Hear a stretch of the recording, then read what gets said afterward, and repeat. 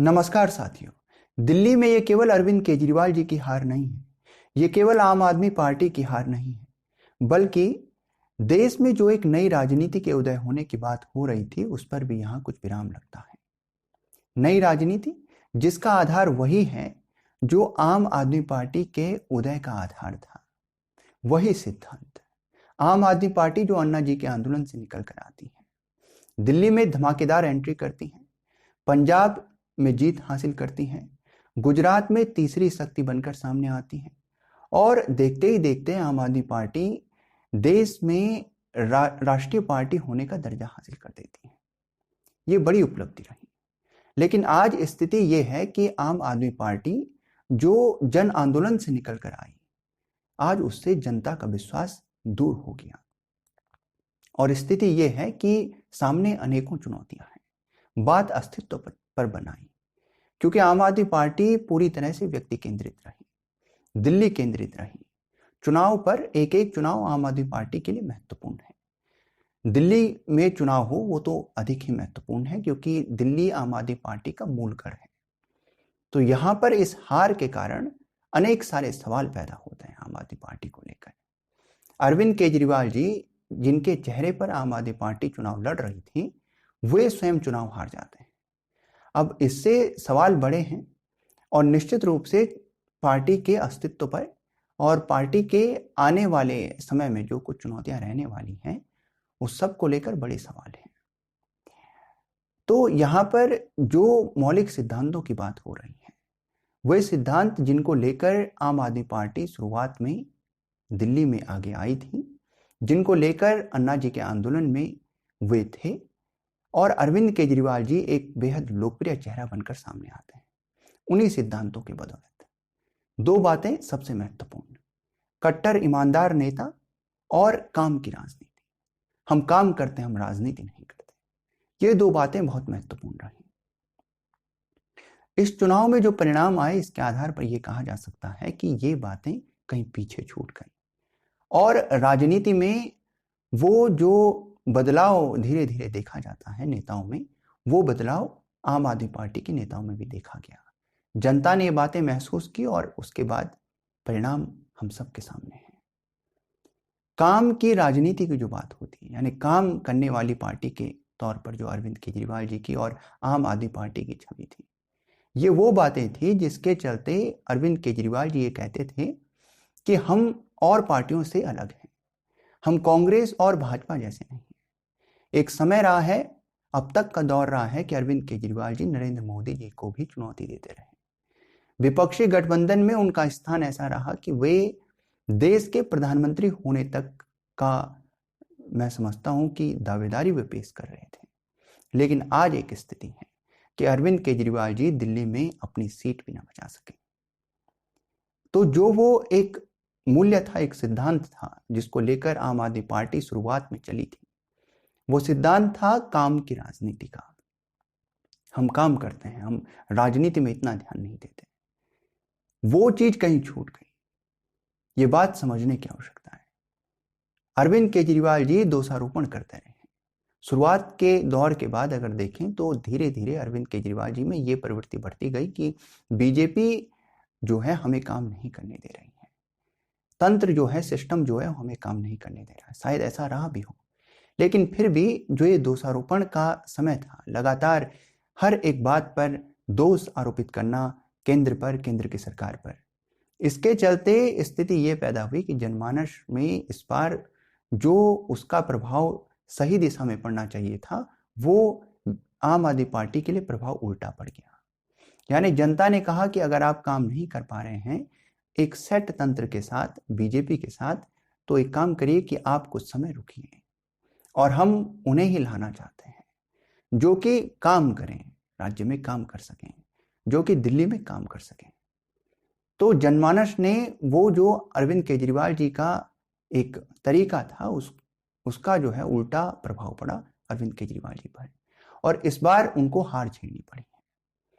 तो ये इस समय पर एक बड़ी जो, क्योंकि देखिए 2014 में जब बीजेपी चुनाव जीतकर सामने आती है, एक बड़ी पार्टी बनकर सामने आती है, उस समय पर जब दिल्ली में चुनाव होते हैं आगे, तो वहां पर अरविंद केजरीवाल जी सरकार बनाते हैं। 2019 में एक बार फिर से बहुत लोकप्रिय होकर बीजेपी लोकसभा में चुनाव जीतती है।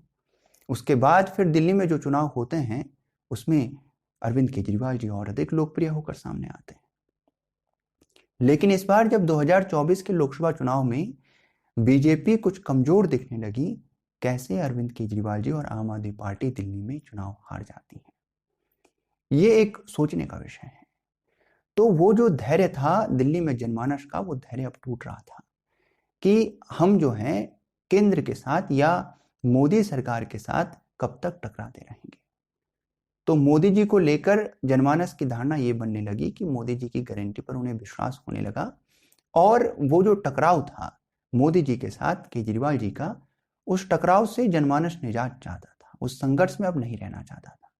तो उन्होंने कहा कि अगर अरविंद केजरीवाल जी काम नहीं कर पा रहे हैं क्योंकि सिस्टम उनको काम नहीं करने दे रहा है, तो हम उस सरकार को लाकर रखने की कोशिश करेंगे जो काम कर सकती है। तो उन्होंने बीजेपी की तरफ रुझान जताया, मोदी जी की तरफ रुझान जताया। अब एक बात यह भी है कि देखिए, क्योंकि अरविंद केजरीवाल जी का इस समय पर जो एक महत्वपूर्ण विषय है कि उन्होंने जो कुछ बातें रखी या जो कुछ दिल्ली में उन्होंने आम जनमानस के लिए, महिलाओं के लिए किया, वही बात बीजेपी भी करने लगी। अब इसकी वजह से जनमानस ने कहा कि अरविंद केजरीवाल जी की जो योजनाएं हैं, बीजेपी अगर उन्हें जारी रखने वाली है तो हम क्यों ना बीजेपी को मौका दें। कुछ बातें जो अरविंद केजरीवाल जी इस वजह से नहीं कर पा रहे हैं क्योंकि बीजेपी केंद्र में है और उसमें रुकावट है, तो निश्चित रूप से बीजेपी को लाकर वो काम करवाए जा सकते हैं। तो दिल्ली के जनमानस ने इस वजह से दूसरी तरफ जाना ठीक समझा, और अरविंद केजरीवाल जी पर जो विश्वास था वो निश्चित रूप से कम हुआ। विश्वास कौन सा? वो विश्वास जो कि आम आदमी पार्टी की उस सैद्धांतिक विचारधारा पर था, वो विश्वास कम हुआ।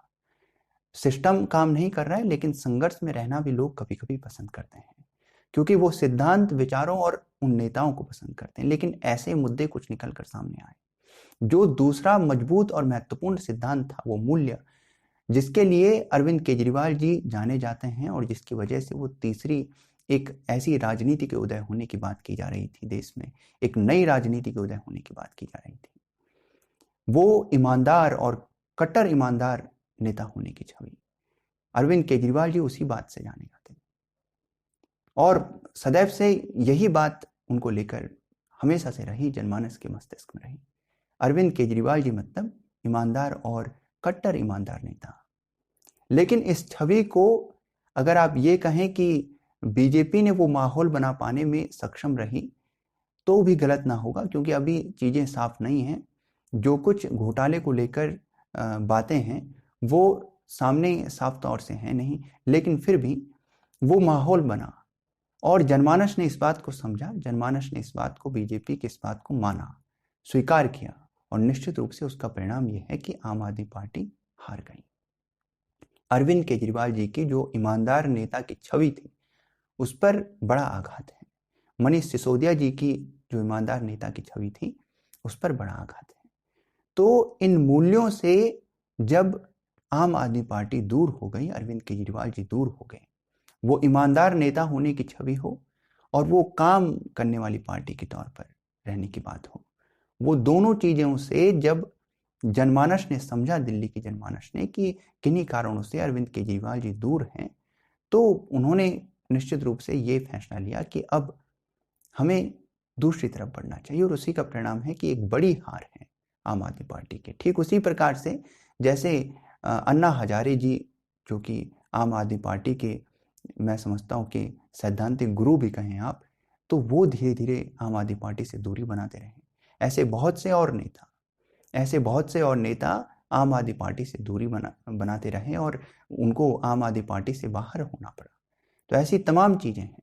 निश्चित रूप से इससे आम आदमी पार्टी की राजनीति जो है वो तो आने वाले भविष्य को लेकर प्रभावित होगी ही। आज एक बड़ी समस्या ये भी आम आदमी पार्टी के सामने है कि वो जो मूल रूप से आम आदमी पार्टी के सिद्धांतों से जुड़े हुए नेता थे, वो क्योंकि पहले से आम आदमी पार्टी से दूर होते गए, किन्हीं कारणों से उन्हें बाहर होना पड़ा। उनमें अन्ना हजारे जी की बात भी आप करें तो ऐसे व्यक्ति जो आम आदमी पार्टी के सिद्धांतों से प्रेम करते थे वो दूर होते गए। आज अरविंद केजरीवाल जी उन बातों को महसूस कर रहे होंगे, निश्चित रूप से महसूस कर रहे होंगे कि ऐसे नेता जो हर क्षण आम आदमी पार्टी के साथ रहना चाहेंगे वो आज नहीं है। ऐसे नेताओं की कमी है, वो जरूर वो महसूस कर रहे होंगे, क्योंकि अब संगठन को संभालना अधिक कठिन है। जो आरोप लगते रहे कि बीजेपी हमारे नेताओं को अपनी तरफ मिलाने की कोशिश कर रही है, अब वो आरोप जो है दिखेंगे, वो आरोप अब सच होते हुए दिख भी सकते हैं। तो अब संगठन को संभालना बड़ी चुनौती है, तब जब अरविंद केजरीवाल जी के पास कुछ भी नहीं है। वे सड़कों पर होंगे और जनता के मुद्दों को सदन से बाहर रहकर उठा रहे होंगे, लेकिन जो संगठन में उनकी छवि और जो संगठन में उनका प्रभाव था वो कम हो जाएगा। उसकी वजह से वो जो नेताओं पर उनका प्रभाव था और नेताओं में जो उनको लेकर एक स्वीकार्यता थी वो कमजोर रहेगी, और इस वजह से संगठन में तमाम प्रकार की समस्याएं पैदा होती हुई दिखेंगी। तो ये चीजें जरूर हैं। जहां तक बीजेपी की बात है तो देखिए वो एक बात निकल कर आएगी कि जो 2024 में लोकसभा के चुनाव में बीजेपी को कुछ कमी देखने को मिली थी, उसके प्रभाव में कमी देखने को मिली थी, यहाँ दिल्ली में चुनाव जीतकर बीजेपी ने दिखा दिया है पूरे देश के भीतर कि हम पूरे देश में कहीं भी चुनाव जीत सकते हैं। दिल्ली में सारे देश की से लोग दिल्ली में रहते हैं, तो ऐसे स्थान पर चुनाव जीतने का मायना है, इसका मतलब है और बड़े मतलब हैं। तो निश्चित रूप से यहाँ जीतकर बीजेपी ने दिखा दिया है कि हम देश में कहीं भी चुनाव जीत सकते हैं। तो ये लोकसभा के चुनाव में जो कहीं 2 कदम पीछे बीजेपी हुई थी, ये ऐसा भी कहा जा सकता है कि वो तत्कालिक रूप से कुछ बीजेपी की खामियां थी जिसके चलते लोकसभा में उन्हें पीछे वो रह गई, लोकसभा में उन्हें कुछ कमी देखने को मिली। लेकिन यहाँ दिल्ली में जिस प्रकार से वो जीत रहे हैं, इससे पहले जिस प्रकार से उन्होंने चुनाव राज्यों में जीते हैं, उससे ये देखने को मिलता है कि वो सब चीज़ें तत्कालिक कुछ खामियां थी, वहाँ पर कुछ आकस्मिक खामियां थी बीजेपी की उस चुनाव में, लोकसभा के चुनाव में। वास्तव में वो परमानेंट ढंग से कुछ भी नहीं है, और इस बढ़त के साथ जहाँ दिल्ली में चुनाव जीत जाती बीजेपी, इससे स्पष्ट हो जाता है कि बीजेपी अब भी उतनी ही मजबूत है और वो मजबूती से चीज़ों को संचालित कर पाने में सक्षम है। तो निश्चित रूप से अरविंद केजरीवाल जी की राजनीति को लेकर और आम आदमी पार्टी की राजनीति को लेकर यहाँ से बड़े सवाल पैदा होते हैं। इस पर चर्चाएं भी जारी हैं और देखने वाली बात रहेगी कि किस प्रकार से अरविंद केजरीवाल जी आम आदमी पार्टी को आगे लेकर बढ़ते हैं। साथियों, आपको ये जानकारी कैसी लगी कमेंट बॉक्स में लिखकर बताइएगा। साथ ही यदि आपको ये वीडियो पसंद आई तो वीडियो को लाइक कीजिएगा, कमेंट कीजिएगा, शेयर कीजिएगा और हमारे चैनल को सब्सक्राइब कीजिएगा।